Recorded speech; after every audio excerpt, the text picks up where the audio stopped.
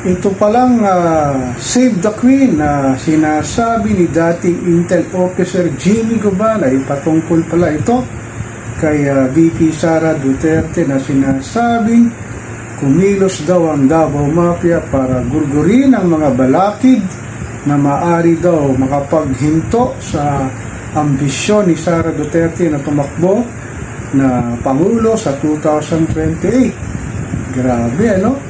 At sinabi ni Guban na lahat daw ng nakakalaban at nakakaaway ni Sara at ni Digong sa Davao City ay nilalagay daw sa narco-list para ito'y madaling gugurin at patayin. Sa nakalipas na 6 na taon na pagupo ni Digong ay talagang maliban sa kanyang pagiging presidente ng ating bayan ay talagang ginugrum niya si Sara Duterte na maging presidente rin ng Pilipinas at nakipag-unite nga kay PBBM sa 2022 presidential election bilang kanyang VP presidente na tinutukoy nga na talagang plano nila na maging presidente nga ito si Sara sa darating na 2020. Pinaplano talaga na mag-ama nito na kontrahin pa rin ang ating mahal na inang bayan, kaya gumagawa sila ng paraan para sakaling makabalik si Digong sa pwesto sa pagiging mayor ng Davao City at mapanatili ni Sara ang kanyang status ngayon na pangalawang Pangulo ng Pilipinas.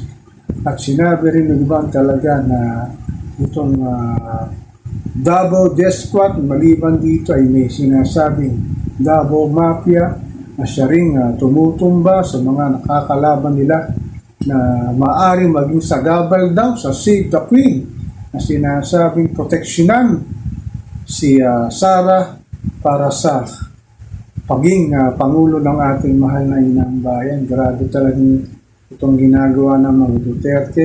Sinabi pa ni Digong na umalis na raw si Sara sa pagiging politiko pero scripted lang pala yon para bumango daw ang kanyang pangalan lalo na sa kanilang teritoryo sa Davao at maging sa buong Pilipinas, na parang may paawa effect daw ang nangyayari para tumaas pa raw ang survey ni VP Sara. Ngayon kasi laglag na ang kanyang pangalan sa survey ng mga lumalabas at maaari nang sinasabi nila na maging epekto ito na hindi na siya tumakbo bilang presidente ng ating mahal na inang bayan. Kahit malayo pa talaga itong susunod na election, ito na ang talagang ginagawa ng paraan ng mga Duterte para makaupo nga si Sara na presidente ng ating mahal na inang bayan. Grabe itong mga Duterte, no? Talagang ginagawa nila ang lahat ng paraan para talagang makabalik nga sila sa pwesto, lalo na ngayon na medyo alanganin na kasuhan ng plunder at na-impeach si Sara Duterte sa kanyang mga sinasabing budget sa OPP nitong mga nagdaang ilang linggo, ilang araw at ilang buwan na pinag-uusapan sa mainstream media, sa social media.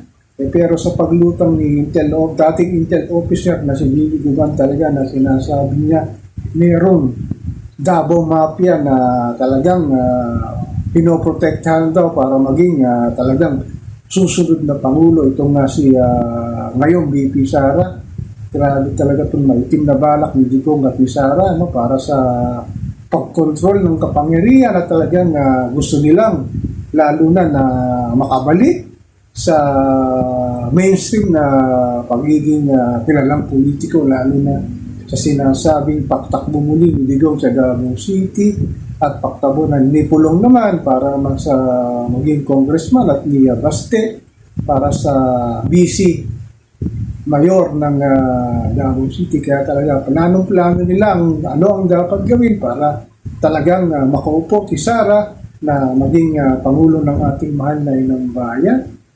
Grabe talaga itong mga Duterte, talagang gagawin nila ang dapat na maitim na plano talaga na talagang makabalik sa sinasabing maging kilalang politiko sa ating mahal na inang bayan. So ako po si Papa Ken, patuloy po akong magmimiron, magmamatsyag dito sa pang-araw-araw na kaganapan dito sa ating buhay, sa ating mahal na inang bayan.